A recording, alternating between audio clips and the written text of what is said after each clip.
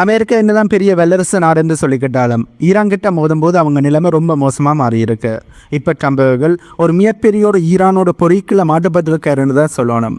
America ஈரானோட போரை ஆரம்பிச்சிட்டார்கள். இப்போ போர் நடக்குது.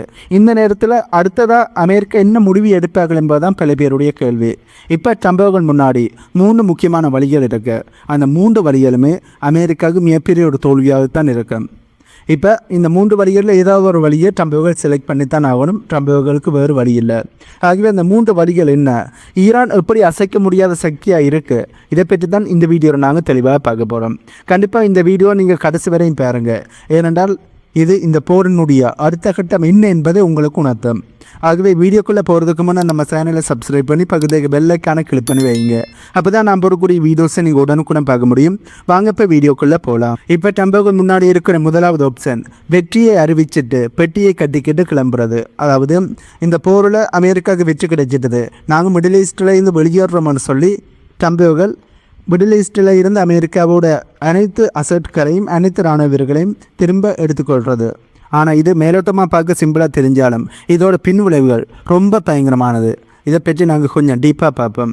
அமெரிக்காவின் பின்வாங்க யோசிப்பார்கள்டா, அமெரிக்கா கடந்த 20 வருஷமாக மிடில் ஈஸ்டில் பல லட்சம் கோடி டாலர்களை செலவு பண்ணிட்டாங்க. ஆப்கானிஸ்தான், ஈராக்குன்னு அவங்க போன இடமெல்லாம் அமெரிக்காவுக்கு பெரிய நஷ்டம் தான் ஏற்பட்டது.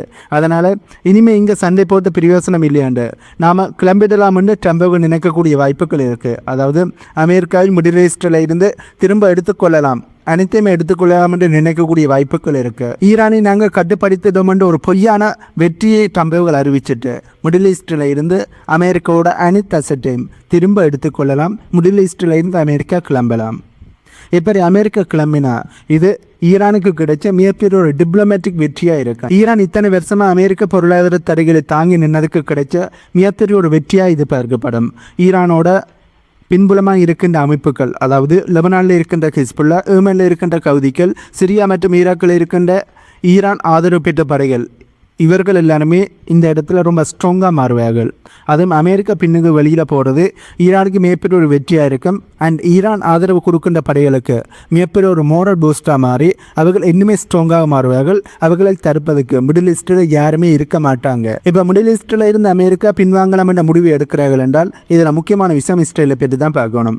இஸ்ரேலோட மொத்த பாதுகாப்புமே அமெரிக்காவோட ஆதரவில் தான் அங்கே இருக்குது. அமெரிக்கா மத்திய கிழக்கில் இருந்து வெளியே போயிட்டா இஸ்ரேலை சுற்றி இருக்கிற எல்லா நாடுகளும் ஈரானோட கட்டுப்பாடுக்கு வந்துடும். ஈரான் நேரடியாக இஸ்ரேலை தாக்க வேண்டிய தேவை அங்கே இருக்காது. அவங்களோட ஆதரவு படைகளை வச்சு இஸ்ரேலை நிலைக்குழிய வைக்க முடியும்.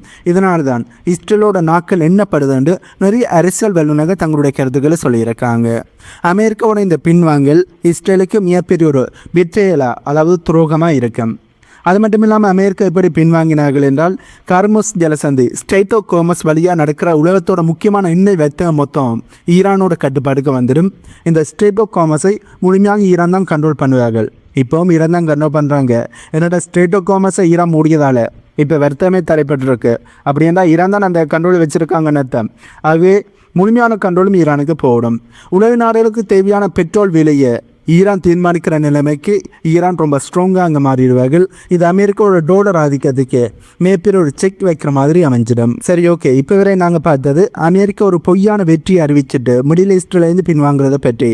இதற்கு வல்லுநர்கள் என்ன சொன்னார்கள் என்பதை தான் இப்போ நாங்கள் பார்த்தோம். இதில் என்னுடைய கருத்து என்னென்றா, இப்போ அமெரிக்கா இப்படி பின்வாங்குவார்களான்னு பார்த்தால் இதற்கு அமெரிக்கா பின்வாங்கக்கூடிய வாய்ப்புகளும் இருக்குது, பின்வாங்காமல் இருக்கக்கூடிய வாய்ப்புகளும் இருக்குது. ஏற்கனவே ட்ரம்ப் அவர்கள் இஸ்ரேலோட அழுத்தத்தால் தான் ஈரானுக்கு எதிரான போரை ஆரம்பித்தார். ஆகவே ட்ரம்ப் அவர்கள் இஸ்ரேலுக்கு முக்கியத்துவம் கொடுக்கிறார். இஸ்ரேல் என்னத்தை வச்சு ட்ரம்ப் அவர்களை கட்டுப்படுத்துகிறார்கள், எந்த ஃபைலை வச்சு கட்டுப்படுத்துகிறார்கள் என்பது உங்களுக்கே தெரியும். அதை பற்றி நான் சொல்ல வேண்டிய அவசியம் உங்களுக்கு இல்லை. ஆகவே இப்போ அமெரிக்கா மிடில் ஈஸ்ட்லேருந்து வெளியேறினா அது இஸ்ரேலுக்கு மிகப்பெரிய ஒரு ஆபத்தாக இருக்கும். இதனால் இஸ்ரேலுக்கு ஆபத்தை ஏற்படுத்துகிற மாதிரி ட்ரம்ப் அவர்கள் செய்யப்படுவாரா? கட்டாயம் செய்யப்படக்கூடிய வாய்ப்புகள் இல்லை. அதே நேரத்தில் இன்னும் ஒரு பக்கம், ட்ரம்ப் அமெரிக்காவோட பிரசிடெண்டாக மாறக்கு முன்னம் வெளிநாடுகளெல்லாம் அமெரிக்காவோட இராணுவ வீரர்கள் நிறையவே இருக்கிறார்கள். அதாவது தேவையில்லாமல் இருக்கிறார்கள். அவர்களுக்காண்டி நாங்கள் அதிக பணத்தை செலவு செய்கிறோம். இதனால் எங்களுடைய இராணுவ வீரர்களை வெளிநாட்டில் இருந்து மறுபடியும் தாய் நாட்டுக்கு, அதாவது அமெரிக்கா லேண்டுக்கு கொண்டு வருவேன் என்ற மாதிரி கருத்துக்களை சொல்லியிருந்தார், வாக்குறுதியை கொடுத்திருந்தார். ஆகவே இப்போ மிடில் ஈஸ்டில் இருந்து அமெரிக்காவோட இராணுவத்தை பின்வாங்க வைக்கிறது அண்ட் மிடில் ஈஸ்டில் வெற்றி கிடைச்சிட்டது என்று சொல்லி இதனை செய்தார் என்றால் அமெரிக்கா மத்தியில் என்னென்று இதனை பரப்புவார்? நான் உங்களுக்கு தந்த வாக்குறுதியை நான் காப்பாற்றிட்டேன், உங்களுக்காண்டி எங்களுடைய இராணுவ வீரர்களை மிடில் ஈஸ்டில் இருந்து திரும்ப எடுத்துக்கொண்டுட்டேன், ஆகவே நான் வாக்குறுதிகளை காப்பாற்றி உங்களுக்கு ஆதரவாக எங்களுடைய இராணுவ வீரர்களை நான் பாதுகாத்திருக்கேன், அவர்களோட உயிரோடு வைத்திருக்கேன் என்ற மாதிரி ஒரு பிம்பத்தை உருவாக்குவார். இதனால் மிட்டம் எலெக்ஷனில் அமெரிக்காவில் இருக்கிற மக்கள் ட்ரம்புகளுக்கு ஆதரவாக வாக்குகளை செலுத்தக்கூடிய வாய்ப்புகள் இருக்குது. ஆகவே எலெக்ஷனில் வெற்றி பெறணும் என்பது ட்ரம்புகளோட இலக்கு. இதனால் ட்ரம்புகள் இராணுவ வீரர்களை பின்வாங்குவதற்கான வாய்ப்புகள் இது அதிகப்படுத்துது. அதே நேரத்தில் கச்சா எண்ணெய் தான் மிடில் ஈஸ்டில் இருக்குது. அதனை கட்டுப்படுத்தணுமென்று தான் அமெரிக்கா மிடில் ஈஸ்டில் ரொம்ப அதிகமாக இருக்காங்க. இஸ்ரேலை பாதுகாக்கணும், கச்சா எண்ணெயில் கட்டுப்படுத்தணும். இப்போ ட்ரம்புகள் பின்வாங்கினார் என்றால் அமெரிக்காக்கான கச்சா எண்ணெய் இல்லையாண்டு ஒரு கேள்வி உங்களுக்கு அனுப்பும். ஆனால் வெனிசுலாவோட கச்சா எண்ணெய் இப்போ அமெரிக்கா தான் கண்டு பண்ணுறாங்க. இந்த உலகத்தில் அதிகமான கச்சா எண்ணெய் எங்கே இருக்குன்னு பார்த்தா அது வெனிசுலாவில் தான் இருக்குது. ஆகவே அமெரிக்கா பின்வாங்கினாலும் கச்சா எண்ணெய் பிரச்சனையில் அமெரிக்காவுக்கு எந்த ஒரு மிகப்பெரிய பிரச்சனையும் வரப்போகிறதில்லை. அதாவது கச்சா எண்ணெய் அமெரிக்கா நினைக்கிற மாதிரி வெனிசுலாவிலேருந்து அதிகமாக எடுத்துக்கொள்ள முடியும். இது அமெரிக்காவுக்கு லாபம்தான். ஆகவே மிடில் ஈஸ்டில் அதிகமான பணத்தை செலவு செய்கிற நேரம் வெளியில் வந்துட்டு கச்சா எண்ணெய் அதிகமாக அமெரிக்காவோட கண்ட்ரோலில் இருக்கிறபடியால் அமெரிக்கா கச்சா எண்ணெயினுடைய மார்க்கெட்டை தன்னுடைய கண்ட்ரோலில் வச்சிருக்க முடியும். ஆகவே அமெரிக்கா மிடில் ஈஸ்டில் இருந்து வெளியேறுவதற்கு ஒன்று தான் வெற்றி பெற்றுட்டான் என்று மிட்டம் எலெக்ஷனில் வெற்றி பெறுவதற்காண்டி இதனை யூஸ் பண்ணலாம். இன்னும் ஒன்று கச்சா எண்ணெய் வெனிசுலாவில் இருக்கிறபடியால் மிடில் ஈஸ்டில் இருக்கிற கச்சா எண்ணெய் மீது அமெரிக்கா அதிகமாக போக்கஸ் செலுத்த வேண்டிய தேவை அமெரிக்காவுக்கு இருக்காது. ஆகவே ட்ரம்புகள் மிடில் ஈஸ்டிலேருந்து வெளியேறுவாரா மாட்டாரா, தங்களுடைய படைகளை திரும்ப எடுத்துக்கொள்வாரா மாட்டாரா என்று பார்த்தா எடுத்துக்கொள்வதற்கான வாய்ப்புகளும் 50% இருக்குது. தன்னுடைய படைகளை மொத்தமாக நிலைநிறுத்தியதான் என்று சொல்லி அமெரிக்கா மிடில் ஈஸ்டில் இஸ்ரேலுக்காண்டி நிலைநிற்கக்கூடிய வாய்ப்புகளும் 50% இருக்குது.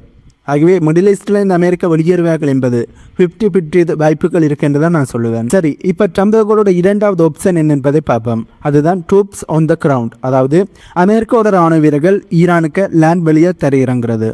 ஆனால் இதேன் அமெரிக்காவுக்கு ஒரு தற்கொலை முயற்சிக்கு சமம் என்று நிறைய பேர் சொல்கிறாங்க என்பதை நாங்கள் விளக்கமாக பார்க்கணும். முதல்ல நாம் கவனிக்க வேண்டியது ஈரானோட மக்கள் தொகையை தான். கிட்டத்தட்ட ஈரானில் 9 கோடி பேர் இருக்காங்க. ஒரு நாட்டை ஏவுகணை போட்டு அழிக்கிறது வேறு, ஆனால் அந்த நாட்டை ஆக்கிரமித்து, அதாவது அந்த நாட்டில் தரவழியான படியிருப்பை செய்து அந்த நாட்டை ஆக்கிரமித்து அங்கே இருக்கிற மக்களை கட்டுப்படுத்துறது என்பது வேறையான விஷயம். ஆப்கானிஸ்தானில் வெறும் 4 கோடி மக்கள் மட்டும்தான் இருந்தாங்க. அங்கேயே அமெரிக்காவால் 20 வருஷம் போராடியுமே ஜெயிக்க முடியலை. அப்போது 9 கோடி மக்கள் இருக்கிற, அதுவும் தேசப்பற்று அதிகமாக இருக்கிற ஈரானியர்களை இராணுவத்தால் அடக்கிறது என்பது நடக்காத காரியம். ஒவ்வொரு வீடுமே, ஈரானில் இருக்கின்ற ஒவ்வொரு வீடுமே ஒரு இராணுவ முகாம் மாதிரி தான் அமெரிக்காவை எதிர்ப்பார்கள். அதுவும் ஈரானோட சுபேல் லீடராக இருந்த கமீனி அவர்களை அமெரிக்கா கொன்றா பிறகு அங்கே இருக்கிற மக்களுக்கு தேசப்பற்று, தங்களுடைய நாட்டை பாதுகாக்கணும் என்ற ஒற்றுமை அது ரொம்பவே அதிகமாக வந்திருக்கு என்று தான் சொல்லணும். கம்யூனிஸ்டுகள் உயிரோடு இருந்தால் கூட அங்கே இருக்கிற ஒரு சில மக்கள் தங்களுடைய அரசாங்கத்தை எதிர்க்கலாம். பட் கம்யூனிஸ்டுகள் அது வேறொரு நாட்டினுடைய தாக்குதலால் கொல்லப்பட்டிருக்கிறார்கள் என்று தெரிஞ்ச உடனே அங்கே இருக்கிற தங்களுடைய அரசாங்கத்தை எதிர்த்த மக்கள் கூட தங்களுடைய அரசாங்கத்துக்கு அதிகமான ஆதரவை கொடுத்து ரிவெஞ்ச் வேணுமென்று சொல்லிக்கொண்டிருக்காங்க. ஆகவே இப்படி தேசப்பற்று அதிகமாக இருக்கிற மக்களில் கட்டுப்படுத்துறது, அந்த நாட்டை முழுமையாக ஆக்கிரமிப்பது நடக்காத காரியம் என்பதுதான் நிறைய வல்லுநர்களோட கருத்து. அப்படி அமெரிக்காவோட இராணுவ வீரர்கள் உள்ளே போனாலும் நிறைய அமெரிக்காவோட இராணுவ வீரர்கள் செவப்பட்டிகளில் தான் அமெரிக்காவுக்கு திரும்புவார்கள் என்பதுதான் நிறைய வல்லுநர்களோட கருத்தாக இருக்குது. அது மட்டும் இல்லாமல் ஈரானோட மக்களுக்கு ஈரானோட இயக்கிய மிகப்பெரிய ஒரு அரணா இருக்குன்னு தான் சொல்லணும். ஈரானோட மெப்பி எடுத்து பார்த்திங்கன்னா அது ஒரு மிகப்பெரிய கோட்டை மாதிரி இருக்கு. ஈரானோட மையப்பகுதி ஒரு உயரமான பீடபூமி மாதிரி இருக்குது. ஆனால் அதை சுற்றி 4 பக்கம் பிரமாண்டமான மலைத்தொடர்கள் இருக்குது. சக்ரோஸ் மற்றும் அல்ப்ரோஸ் மலைத்தொடர்கள். இந்த மலைத்தொடர்கள் அமெரிக்க இராணுவ வாகனங்கள் மற்றும் டேங்கில் உள்ளே வராதபடி ஒரு மிகப்பெரிய ஒரு தடுப்பு சுவராக அங்கே இருக்குது. அதே ஈரானோட இராணுவத்தையும் அங்கே இருக்கிற மக்களையும் பாதுகாக்கிற தடுப்பு சுவராக இருக்குது. இந்த மலைப்பகுதியில் ஒளிஞ்சிருந்து தாக்குறது, அதாவது கொரில்லா வார்பேரை ஈரானோட இராணுவ வீரர்கள் செய்கிறது ரொம்ப அவர்களுக்கு கைவந்த கேலியாகவும் இருக்குது. என்ன சொல்ல வராண்டா, இப்போ அமெரிக்காவோட இராணுவ வீரர்கள் வந்தார்கள் என்றால் இந்த மலைத்தொடருக்கு ஒளிஞ்சிருந்து கொரில்லா வார்ஃபேர் முறையை பயன்படுத்தி ஈரானோட இராணுவத்தால் அமெரிக்காவுக்கு தாக்குதல் செய்ய முடியும். அமெரிக்கா ஈரானை முழுமையாக கைப்பற்றுறதுக்காண்டி தங்களுடைய இராணுவ வீரர்களை உள்ளே அனுப்பினாங்கன்னா இந்த மலைத்தொடர்களை கடந்து தான் இவர்கள் வரணும். அப்படி வரும்போது அவங்க ஈஸியான டார்கெட்டாக ஈரானோட இராணுவ வீரர்களுக்கு மாறுவார்கள் என்பதுதான் உண்மை. ஈரானோட இராணுவ வீரர்கள் ஈஸியாகவே அமெரிக்காவோட இராணுவ வீரர்களை டார்கெட் பண்ணி சோடியம் முடிச்சிடுவார்கள். அது மட்டும் இல்லாமல் ஈரானிட்ட ட்ரோன்கள் இருக்குது, பாலஸ்டிக் மிசைல்கள் இருக்குது.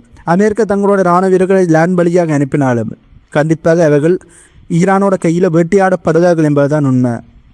ஆப்கானிஸ்தான், ஈராக் இதில் கூட அமெரிக்கா கொஞ்சம் திறம்பட செய்யப்பட்டிருக்கலாம். ஏன்னாட்டா அப்போ ட்ரோன்கள் பெருசாக இல்லை, பாலஸ்டிக் மிசைல்களை அதிகமாக யாருமே பயன்படுத்தலை, ஆப்கானிஸ்தானும் பயன்படுத்தலை, ஈராக்கும் பயன்படுத்தலை. ஆனால் இப்போ ஈரான் எடுத்து பார்த்தா ஈரான்ட்டு அதிகளவான பாலஸ்டிக் மிசைல்கள் இருக்குது, ட்ரோன்ஸ் இருக்குது.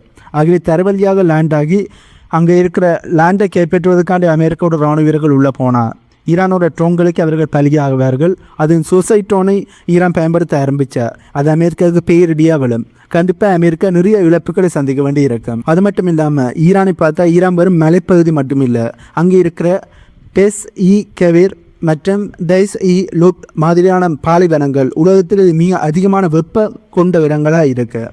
அமெரிக்காவோட இராணுவ வீரர்களால் இந்த கடுமையான வெயிலையும் வறண்ட சூழலையும் தாக்குப்பிடிச்சு சண்டை போடுறது ரொம்பவே கஷ்டம். இது அவங்களோட ஸ்டெமினாவை மொத்தமாக குறைச்சிடும். ஆனால் ஈரானோட இராணுவ வீரர்களுக்கு அப்படி இல்லை. அவர்கள் அங்கேயே வாழ்ந்தவர்கள், அங்கேயே வாழ்ந்து பழகியவர்கள். அதனால் அவர்களுக்கு அது ஈஸியாக இருக்கும். அதே நேரத்தில் ஈரான் சும்மா ஒன்றும் இல்லை, அவங்க பல வருஷமாக மேலகளுக்கு அடியில் நூற்றுக்கணக்கான அடி ஆழத்தில் மிசைல் சிட்டியை வச்சுருக்காங்க. அமெரிக்கா ஒரு அதிநவீனமான சேட்டலைட்டால் கூட இதனை கண்டுபிடிக்க முடியாது. தரவழியான படையெடுப்பை செஞ்சு அமெரிக்காவோட இராணுவ வீரர்கள் உள்ளே வரும்போது இந்த நிலத்தடி சுரங்கங்களில் இருந்து ஈரான் திடீர் தாக்குதலை செய்வார்கள். இது அமெரிக்காவுக்கு மிகப்பெரிய உயிர் சேதத்தை உண்டாக்கும் என்பதுதான் ரியாலிட்டி. ஆகவே அமெரிக்கா தரவழியான படையெடுப்பை செஞ்சால் அது அமெரிக்காவுக்கு மிகப்பெரிய இழப்புகளையும் நீண்ட நாள் போரில் அமெரிக்கா மாட்டுப்பட்டதையும் அமெரிக்காவுக்கு அது மிகப்பெரிய ஒரு தோல்வியும் தான் கொடுக்கும். ஆப்கானிஸ்தானில் ஏற்பட்ட தோல்வியை விட ஈரானில் அமெரிக்காவுக்கு தருவழியான படையெடுப்பில் ஏற்பட போகிற தோல்வி தான் வரலாற்றில் மறக்க முடியாத அமெரிக்காவுக்கு இருக்கிற கருப்பு பக்கமாக இருக்கும். ஆகவே அமெரிக்கா தருவழியான படையெடுப்பை சாய்ஸ் பண்ணால் அதில் மிகப்பெரிய இழப்புக்களை அமெரிக்கா சந்திக்க வேண்டியிருக்கும். அமெரிக்கா தருவழியான படையெடுப்பை செய்யணுமென்று தான் ஈரானும் வெயிட் பண்ணி கொண்டு இருக்காங்க. இப்போது ட்ரம்போட கடைசி ஆப்ஷன் அணு ஆயுதம். வேறு வழியே இல்லாமல் அமெரிக்கா இதை பயன்படுத்த நினைச்சா அது ஈரானை மட்டுமில்லை, அவங்களோட செல்லப்பிள்ளையாக இருக்கிற இஸ்ரேலையும் சேர்த்தே புதைக்கிற ஒரு காரியமாக இருக்கும். இதோட விளைவுகள் எப்படி இருக்கும் என்பதை நாங்கள் விளக்கமாக பார்ப்போம். ஈரானும் இஸ்ரேலும் ஒன்றும் அவ்வளோ பெரிய தூர இடைவெளியில் இல்லை. அமெரிக்கா ஈரானோட மேற்கு பகுதியிலையோ இல்லை முக்கியமான நகரங்கள் மேலேயோ அணு ஆயுதத்தை பயன்படுத்தி தாக்குதலை நடத்தினா அதோட கதிர்வீச்சு, அதாவது ரேடியேஷன் காற்றுல பரவி நேரடியாக இஸ்ரேலையும் வந்தடையும். அணு ஆயுதத்தோட பாதிப்புங்கிறது போட்ட இடத்தோடு நிற்காது. அந்த மேகங்கள் இஸ்ரேல், ஜோர்டன், சவுதி அரேபியான்னு எல்லா இடத்துலையும் ஆக்கிரமிக்கும். ஈரானில் மட்டுமில்லை, ஈரானை சுற்றி இருக்கிற நாடுகளிலும் இது மிகப்பெரிய பாதிப்பை ஏற்படுத்தும். ஈரானை அழிக்க நினைச்சு வீசுகிற ஒரு குண்டு இஸ்ரேலை ஒரு வாழ தகுதியற்ற இடமாக மாற்றும் என்பதும் இதில் உண்மை. இதனால் யாருக்கு வெற்றி இருக்கும்? ஈரானும் போடும், இஸ்ரேலும் போடும், ஈரானுக்கு அருகில் இருக்கிற அரபு நாடுகளும் போடும். இதனால் அமெரிக்காவோட ஆதிக்கம் மிடில் ஈஸ்டில் இல்லாமையே போயிடும். ஏனென்றால் அரபுலக நாடுகள் முழுமையாக அமெரிக்காவுக்கு எதிராக மாறக்கூடிய வாய்ப்புகள் இருக்குது. ரேடியேஷன் லீக், அதாவது அணுக்கதிர்வீச்சு அவர்களுடைய நாட்டுக்கு போகும்போது அவர்களுக்கு பாதிப்பு ஏற்படும் போது அவர்கள் முழுமையாக அமெரிக்காவை எதிர்க்க ஆரம்பிப்பார்கள். ஆகவே அமெரிக்கா அணு ஆயுதங்கள் பயன்படுத்தினால் ஈரான் அழிந்தான், அதால் இஸ்ரேலுக்கும் பாதிப்பு, அமெரிக்காவோட நல்ல பேரும் கெட்டு போகும். அமெரிக்கா இந்த உலகத்திலிருந்து தனிமைப்படுத்தப்படுவார்கள். அமெரிக்கா மிடில் ஈஸ்டில் இருந்து எப்படி வெளியேறினால் தங்களுடைய இராணுவ வீரர்களையும் தங்களுடைய அசட்டை மிடில் ஈஸ்டிலிருந்து வெளியேற்றினால் ஒரு இழப்பு இருக்குமோ அதே விட பயங்கரமான இழப்பை அமெரிக்கா அணு ஆயுதத்தை பயன்படுத்தினால் மிடில் ஈஸ்டில் அனுபவிப்பார்கள், பேஸ் பண்ணுவார்கள். அணு ஆயுதத்தை பயன்படுத்த அமெரிக்கா தயாராகிறதுக்கு முன்னாடியே ஈரான்கிட்ட இருக்கிற ஆயிரக்கணக்கான லாங் ரேஞ்ச் மிசைல்கள் இஸ்ரேலோட முக்கியமான நகரங்களை நோக்கி பாய ஆரம்பிக்கும். அமெரிக்கா முதல் குண்டை வீசுறதுக்குள்ள இஸ்ரேல் தரைமட்டம் ஆகிடும் என்பதுதான் நிறைய வல்லுநர்களோட கருத்து. ஈரானோன்னு சும்மா கையை கட்டி வேடிக்கை பார்க்க மாட்டார்கள். ஏற்கனவே அமெரிக்கா இப்படியான மிகப்பெரிய ஒரு ஏர் ஸ்ட்ரைக்கை ஈரானுக்கு பண்ணியுமே ஈரான் அடி பணியலை. நாங்கள் தொடர்ந்து செய்வோம், தொடர்ந்து தாக்குதலை மேற்கொள்வோம், தொடர்ந்து எதிர்த்து நிற்போம், எங்களில் இருக்கிற கடைசியில் ஒரு நபர் இருக்கும் வரையுமே நாங்கள் அடிப்பணிய மாட்டோம், எதிர்த்து நிற்போம் என்று சொல்கிறார்கள். இதனால் இப்போ அமெரிக்கா ஈரானுக்கு எதிரான அணு ஆயுத தாக்குதல் செய்கிறார்கள் என்றால் அதை பார்த்து ஈரான் பயப்படுவார்கள்? கண்டிப்பாக பயப்பட மாட்டார்கள். அவர்கள் தாங்கள் அழியக்கு முன்னமே இஸ்ரேலை அழிக்கணும் என்று சொல்லி முழுமையான, அதாவது தங்கிட்ட இருக்கிற அனைத்து மிசைலும் இஸ்ரேலுக்கு எதிராக லான்ச் பண்ணுவார்கள். அது மட்டும் இல்லாமல் ஈரான்கிட்ட கேபிசானிக் மிசைல்கள் இருக்குது. இந்த மிசைல்களை இஸ்ரேலாலையும் அமெரிக்காவிலையும் தடுக்க முடியலை என்பது இந்த போரிலேயே நாங்கள் பார்த்து கொண்டு இருக்கோம். இப்போ ஈரான் மேற்கொள்ளும் தாக்குதலில் ஈரான் லான்ச் பண்ணுற அனைத்து மிசைலுமே இஸ்ரேலுக்கு எந்த ஒரு தடைகளும் இல்லாமல் தங்களுடைய டார்கெட்டை தாக்கி அளிக்குது. இதுலேருந்து என்ன தெரியுது? இஸ்ரேல்கிட்ட ஏர் டிஃபென்ஸ் சிஸ்டம் காலி ஆகிட்டது என்பது தெளிவாக தெரியுது. இதனால் ஈரான் தங்கள்கிட்ட இருக்கிற அனைத்து மிசைலும் லான்ச் பண்ணினாலும் இஸ்ரேலுக்கு லேண்ட் ஆயிடுச்சு என்றால் இஸ்ரேலோட கதை மொத்தமாக முடிஞ்சிடும். அமெரிக்கா ஈரான் மீது அணு ஆயுதங்களை பயன்படுத்தி ஈரானோட கதையை முடிக்க ஈரான் தங்களுடைய மிசைலை பயன்படுத்தி இஸ்ரேலை முழுமையாக தரைமட்டமாக்கிடுவார்கள், சுடுவாராக மாற்றிடுவார்கள். அது மட்டும் இல்லாமல் ஈரான் மேலே அணு ஆயுதம் வீசப்பட்ட உலகத்தோட 30% எண்ணெய் வெத்த நடக்கிற ஸ்டேட் ஆஃப் காமர்ஸ் மொத்தமாக முடங்கிடும். ஏற்கனவே முடங்கியதால் உலகத்தினுடைய பொருளாதாரம் அடிவாங்குது. இப்போ அணு ஆயுதங்களை பயன்படுத்தினால் அங்கே இருக்கின்ற நீரும் பாதிக்கப்படும், ஸ்டேட் ஆஃப் காமர்ஸும் ஃபுல்லாக முடங்கிடும். பெட்ரோலோட விலை லிட்டருக்கு 1000 ரூபாய் தொடுற அளவுக்கு உயர ஆரம்பிக்கும். இதனால் அமெரிக்கா உட்பட உலக நாடுகள் எல்லாமே மிகப்பெரிய ஒரு பொருளாதார பஞ்சத்தில் சிக்கிடம் என்பதுதான் உண்மை. ஒரு வல்லரசா அமெரிக்காவோட கதையும் அந்த இடத்துல முடிய ஆரம்பிக்கும். ஆகவே அமெரிக்கா இந்த அணு ஆயுதங்களை பயன்படுத்தினால் அமெரிக்காவோட வல்லரசு பதவிக்கும் இது மிகப்பெரிய ஒரு ஆபத்து அமையும். சுற்றி இருக்கிற நாடுகளுக்கு எதிரான ரேடியேஷனால் பாதிப்பு இருக்கிறபடியால் அந்த நாடுகளும் அமெரிக்காவுக்கு எதிராக மாறுவார்கள், உலக நாடுகளும் அமெரிக்காவுக்கு எதிராக திரும்புவார்கள். ரஷ்யா ஈரானிட்ட அணு ஆயுதம் இருக்கிறபடியால் அதற்களும் உலக நாடுகளை அமெரிக்காவுக்கு எதிராக திசை திருப்புவார்கள், அமெரிக்காவை தனிமைப்படுத்த ஆரம்பிப்பார்கள். இதனால் அமெரிக்காவோட பொருளாதாரம் பாதிக்கப்படும். அமெரிக்காவோட மிரட்டல், அமெரிக்காவோட சூப்பர் பவர், இந்த அந்தஸ்து எல்லாமே கையை விட்டு போயிடும். சரி, இப்போ அமெரிக்கா ஈரானுக்கு எதிரான அணு ஆயுதங்களை பயன்படுத்துகிறார்கள் என்று வைப்போம். இதனால் எப்படியான விளைவுகள் ஏற்படும் என்பதை நாங்கள் சுருக்கமாக பார்ப்போம். இவ்வளோ நேரம் ரொம்ப விரிவாக பார்த்தோம், இப்போ சுருக்கமாக பார்ப்போம். முதலாவது ரேடியேஷன், அதாவது கதிர்வீச்சு. அடுத்த பல தலைமுறைக்கு இந்த அணு ஆயுதம் பயன்படுத்தப்பட்ட இடத்துல பிறக்கிற குழந்தைகள் அனைத்துமே ஊனமாக பிறக்கும். அது மட்டும் இல்லாமல் இந்த அணு ஆயுதத்தால் கதிர்வீச்சு அதிகமாக இருக்கிறதால சுற்றி இருக்கிற இடங்கள் எல்லாம் பாதிக்கப்படும். இதனால் ஈரானில் மட்டும் பிறக்கிற குழந்தைகள் ஊனமாக பிறப்பது மட்டும் இல்லாமல் இந்த கதிர்வீச்சு தாக்குதல் இருக்கிற அனைத்து இடத்துலையும் பிறக்கிற குழந்தைகளும் ஊனமாக தான் பிறக்கும். அதாவது ஈரானில் மட்டும் இதோட பாதிப்பு இருக்க போகிறதில்ல, ஈரானை சுற்றி இருக்கிற அரபுலக நாடுகளிலும் இப்படியான மிகப்பெரிய பாதிப்புகள் இருக்கும். இரண்டாவது சுற்றுச்சூழல் பாதிப்பு. அணு ஆயுத வெடிப்பால் ஏற்படுற புகை சூரிய ஒளியை மறைச்சு புவியோட வெப்பநிலையை மொத்தமாக குறைச்சிடும். இதனால் விவசாயம் மொத்தமாக அழிஞ்சிடும், பஞ்சம் தலைவிரிச்சு ஆட ஆரம்பிக்கும். இந்த பஞ்சம் ஈரானில் மட்டும் இருக்காது, ஈரானில் சுற்றி இருக்கிற அரபுலக நாடுகளும் இருக்கும். மூன்றாவது நிரந்தரமான பகை.